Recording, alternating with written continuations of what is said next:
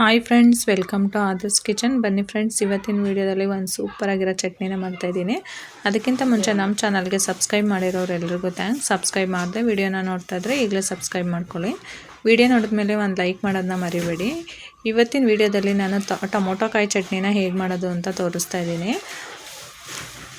ನಾನಿಲ್ಲಿ ಮೊದಲಿಗೆ ಒಂದು 3 ಟೊಮೊಟೊ ಕಾಯಿನ ತೊಗೊಂಡಿದ್ದೀನಿ. 2 ಮೀಡಿಯಮ್ ಸೈಜು ಚಿಕ್ಕದು 2 ಈರುಳ್ಳಿನ ತೊಗೊಂಡಿದ್ದೀನಿ. ಒಂದು 5 ಹಸಿಮೆಣ್ಸಿನ್ಕಾಯಿ, ಬೆಳ್ಳುಳ್ಳಿ, ಕರಿಬೇವು ಮತ್ತು ಕೊತ್ತಂಬರಿ ಸೊಪ್ಪನ್ನ ತೊಗೊಂಡಿದ್ದೀನಿ.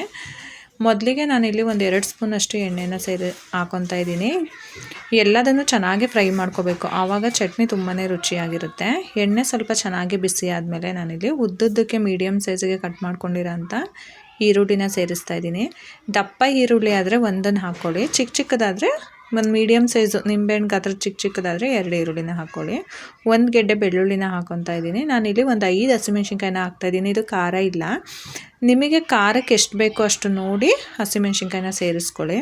ಮತ್ತು ನಾನಿಲ್ಲಿ ಕರ್ಬೇವಿನ ಸೊಪ್ಪನ್ನು ಕೂಡ ಸೇರಿಸ್ತಾ ಇದ್ದೀನಿ. ಇದನ್ನೆಲ್ಲನೂ ಚೆನ್ನಾಗಿ ಫ್ರೈ ಮಾಡ್ಕೋಬೇಕು. ಈರುಳ್ಳಿ ಎಲ್ಲ ಸ್ವಲ್ಪ ಸಾಫ್ಟ್ ಆಗಬೇಕು, ಅಲ್ಲಿವರೆಗೂ ನೀವು ಚೆನ್ನಾಗಿ ಫ್ರೈ ಮಾಡ್ಕೋಬೇಕು.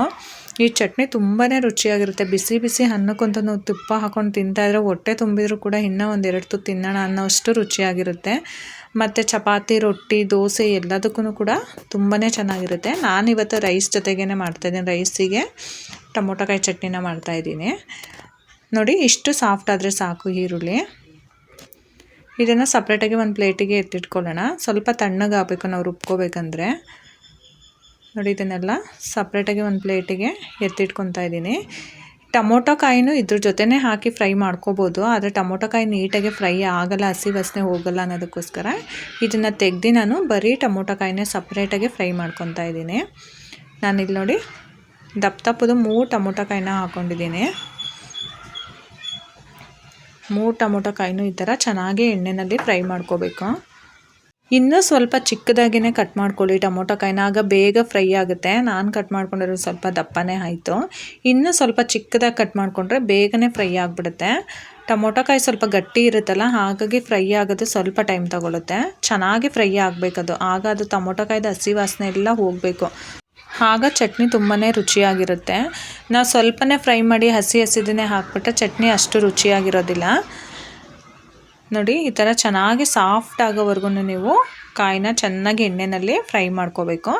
ನಾನು ಟೊಮೊಟೊ ಕಾಯಿ ಎಲ್ಲ ಚೆನ್ನಾಗಿ ಫ್ರೈ ಆಗಿದೆ ಅಂದಾಗ ನಾನಿಲ್ಲಿ ಸ್ವಲ್ಪ ಕೊತ್ತಂಬರಿ ಸೊಪ್ಪನ್ನು ಕೂಡ ಹಾಗೆ ಒಂದೆರಡು ಸೆಕೆಂಡ್ ಈ ಥರ ಫ್ರೈ ಮಾಡ್ಕೊತಾ ಇದ್ದೀನಿ ಅಷ್ಟೇ.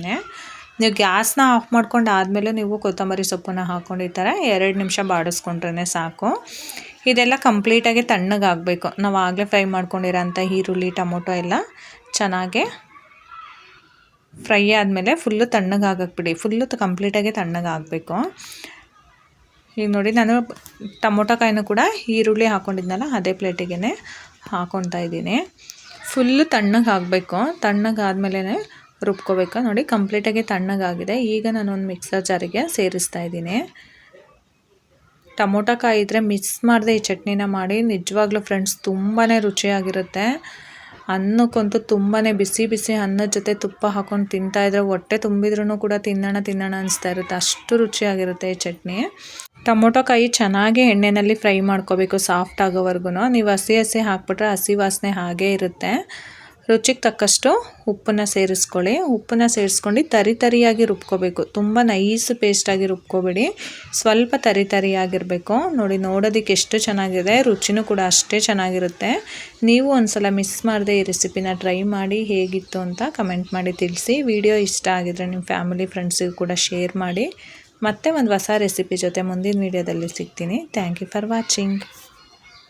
ಈ ವಿಡಿಯೋ ನಿಮಗೆ ಇಷ್ಟ ಆಗಿದ್ರೆ ಲೈಕ್ ಮಾಡಿ, ಶೇರ್ ಮಾಡಿ, ಸಬ್ಸ್ಕ್ರೈಬ್ ಮಾಡಿ, ಮತ್ತೆ ಬೆಲ್ ಹೊಡೆಯೋದನ್ನ ಮರಿಬೇಡಿ.